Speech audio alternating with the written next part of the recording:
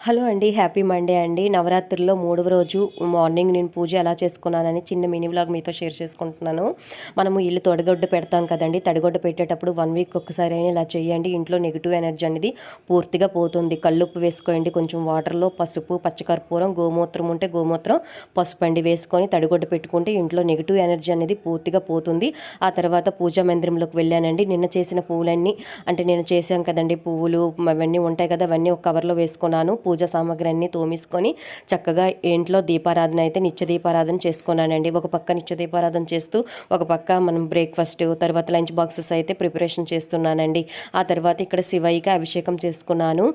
జలంతోని చేసుకొని, మారేడు దళాలతో పూజ చేసుకొని, అష్టోత్తరాలు చదువుకున్నాను. అమ్మవారి అష్టోత్తరాలు చదువుకున్నాను.